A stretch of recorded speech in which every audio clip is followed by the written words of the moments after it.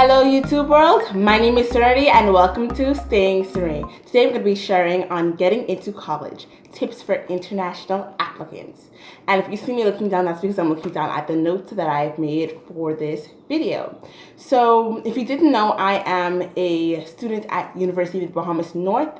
I live in the Bahamas and I have been applying for schools abroad so that I can go off next semester. And I'm considered an international student because I am applying from the Bahamas. So I'm just going to give you some tips. I've gone through this whole process myself and I've learned a few things that I'd like to share with you. So number one is to pinpoint the colleges that you're interested in. And these can be from college fairs or recommendations. So that basically is pinpoint a few colleges that you want to apply to. Pinpoint the ones that you think will be the best for you, the ones that you think that you would enjoy being there, the ones that have your program. And these can be from college fairs. I've attended a few college fairs. So when you go to the college fair, you make sure that you pay attention to those schools who have your course, who have the bachelor's that you want. I mean, I'm an English major and there were some schools that were more tech schools. So they did not have English majors. So I already had to take that off my list because I didn't want to go to a school that didn't have my major. So make sure you pinpoint the schools that you are interested in, and a lot from recommendations, because I've gotten a lot of recommendations from family and friends who've attended certain schools and they recommended these schools to me. So I pinpointed the ones that I wanted to attend. I actually applied to 3 schools this semester so far. I mean, if I see any more opportunities, but I applied to 3 different schools. So I thought 3 was a very good number and I didn't feel overwhelmed by having to apply to 5 or 10 schools. So I encourage you to pinpoint the ones that you want to go to. You don't have to apply for 5 or 10 schools. You can apply for 3. I would recommend that you apply for more than 1, but you can apply for like 3 and more. And I encourage you to make sure that you do your research. Google is very helpful. I also use College Board. They have a college program, part of College Board, where you could actually put all the schools side by side. I'll link it in my bio. You can put all of the schools, but you have to have an account though to use it. But you should already have a College Board account. But anyway, you can choose 3 schools and you can look at them side by side and you could compare the pricing, what type of school it is. Is it suburban, how large it is, how much it costs, and what are the requirements. So that's a very helpful tool. But I would say make sure you go to Google and you basically research the schools to make sure they have what you want. Number 2 is to start early. And this is very important for my international students because you have to account for the time that you need to send in your transcripts. Okay, especially from the Bahamas. I actually did my applications in January and I already put in requests for my transcripts from high school and University of Bahamas North because I need to make sure that they get those in time. And you have to account for the fact that you have to get this transcript from the Bahamas or wherever you are to the United States or Canada or wherever your college is. So you have to make sure that you do it early. You make sure that you do it ahead of time to make sure that they get it in time. And I started in January, I already said that. So, and my 3rd tip actually goes in part with the start early tip, which is to know your deadlines. Because when you start early, you start early for your deadlines. And you're able to meet those deadlines because you started so early. So my deadlines are mostly in March.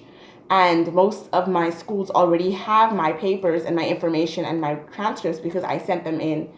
I started during January and I sent most of them at the beginning of February. And so now they're going to have everything they need before March to make their decisions. And we don't want to keep the colleges waiting, okay?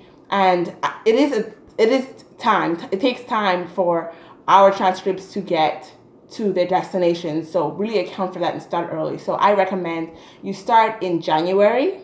Make sure that you start your application. Make sure that you start putting in your transcript request forms.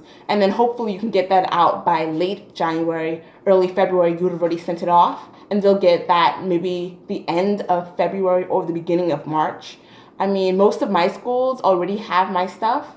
And I sent my things I sent mine like I sent mine in January. So, but we did the fast service. We did courier. If you can afford it, I recommend that you do courier or FedEx to make sure they get it really fast. But if you cannot afford it, I would just say that you need to start earlier in sending them so they can get it in time. So I did FedEx and courier services, so that got them my information faster, and they were able to get my transcripts in February. But even if it were to take longer, they would still gotten it before their deadline. Okay. Number 4 is to be aware of international requirements, okay? And this is especially important for me because I'm a transfer student, so it's not like I'm just coming out of high school. But for people who are coming right out of high school, they mostly, well, in America, maybe in Florida and stuff, they look at your BJC and BGCSEs because they know that that's what we use here in the Bahamas. And if you took SATs and ACTs or any international exams, APs, they also will look at that because those are American exams, so they will look at that and they can see where you are. In Canada, I don't really think, I applied to some Canadian schools and they didn't really ask for, they know my BGC and BGCSEs because those were on my transcripts, but they didn't ask for SATs or any American exams.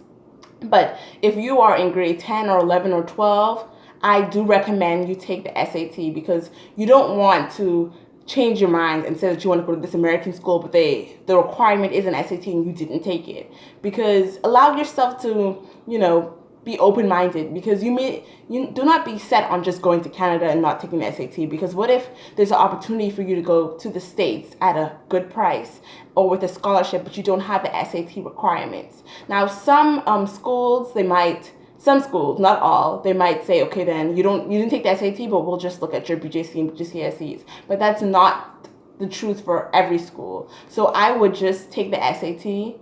I took it twice. You don't have to take it twice if you don't want to, but I want to get a better grade. But I would recommend you take the SAT to make sure that you're able to get scholarships and that you have a choice on where you want to go if you want to go to the United States.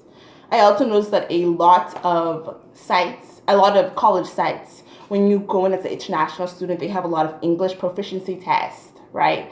They want to know that you know English. But if you're from an English-speaking country like the Bahamas, you don't need an English proficiency test. So don't even worry about that, because those are for people from countries who do not speak English. And here in the Bahamas, we speak English, so you don't need an English proficiency test, okay, as an international student. So if you see that on your academic requirements or what they need for applications, you don't need that because you already speak English well. Number 5 is don't be afraid to reach out and contact your colleges. Now, this is something that I had to learn because I was afraid to call the school or to email them or to contact them. But that's really how you get to know the school. So I would encourage you to contact them, especially because you need to contact them for your application. There's a lot of things, any questions that you need to have, don't be afraid to contact them. Just the other day, I couldn't get into my application status. So when you apply, you get like a place where you could check to see if your application is complete and if you met all the requirements, right? And I couldn't get into it, so I emailed the school and they were like, maybe you should just need to check your password, which is really simple, but I actually thought something was wrong. And I don't know what happened. I must have forgotten the password, but when I changed my password, I was able to get back into it. And also, emails are very important because when things change, you need to know. I'm a transfer student, right? And I applied for 2 schools last year when I was in grade 12. So I had already gotten accepted to those schools. And then I had to reapply to a few of them for being a transfer student from UB North. So one of the schools that I applied to, they actually switched systems between the time that I graduated grade 12 and when I went into UB North. So I had to create a whole new account and I had to reapply to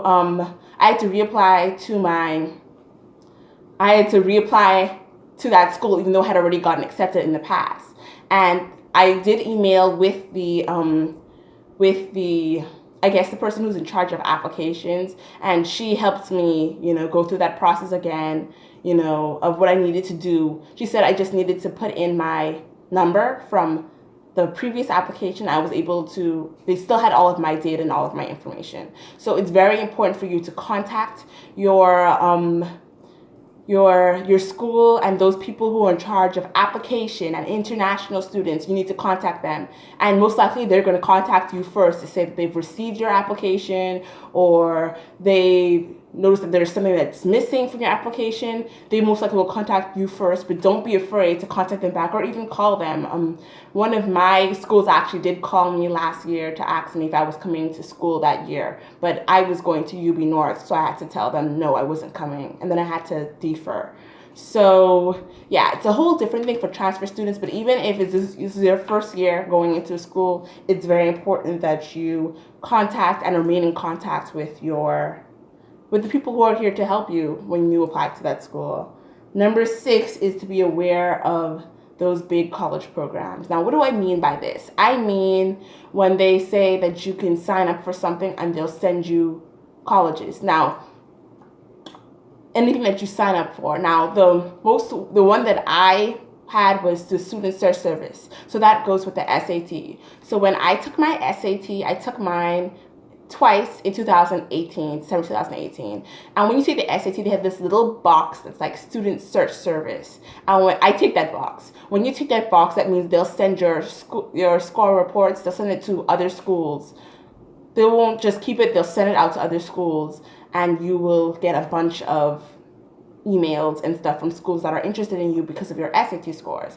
Now, I take this box thinking that it would be for the best. And for some people, it might be for the best. But I had a lot of emails come in. My inbox was flooded with emails from random schools that I've never heard of. And they were all in the United States. And I was really overwhelmed because I didn't expect all of these responses. And there were so many schools. And I was just like, I can't, to research every one of these schools. And some of these schools aren't even in line with my major. They're like schools that have nothing to do with what I want to do, but they're still contacting me. And they're consistently contacting you. So be very aware of that. If you think that it will be beneficial for you and you have the time to go through these emails and figure out which school will be the best for you, I'm not saying that you shouldn't do that. I'm saying that really think about it. If you already have some schools in mind that you think of going to, you don't need to sign up on these services because they just send you a lot of emails and a lot of colleges. And I found it quite overwhelming. And I actually didn't apply to any of those schools that emailed me. I literally cleaned my inbox. I deleted all of those college stuff. And I unsubscribed for every one of them. I unsubscribed so they wouldn't contact me again. And then I just concentrated on the schools that I had pinpointed that I wanted to go to. So when you do the first step, pinpoint the colleges you want to go to. I mean, you could also take those colleges from those student services, but I just found it so overwhelming that I just cut off all of those colleges that emailed me. So if you think that you can, go through all of those colleges that may email you if you're in one of those student services programs, you can do that. But I just want you to be aware that when you tick that box, a lot of emails are coming in, and you need to be able to decipher which ones you want to go to, which ones you're not interested in, which ones to subscribe to, which one you want to apply to. So that is what I encourage you with if you decide to sign up for the student service program that's on the SAT. So I really hope that these helped you, especially if you're an international student or if you're a Bahamian student looking to go off. I really hope that this helped you, and I thank you so much for watching. Don't forget to like, share, comment, and subscribe, and I can't wait to see you in the next one. Bye.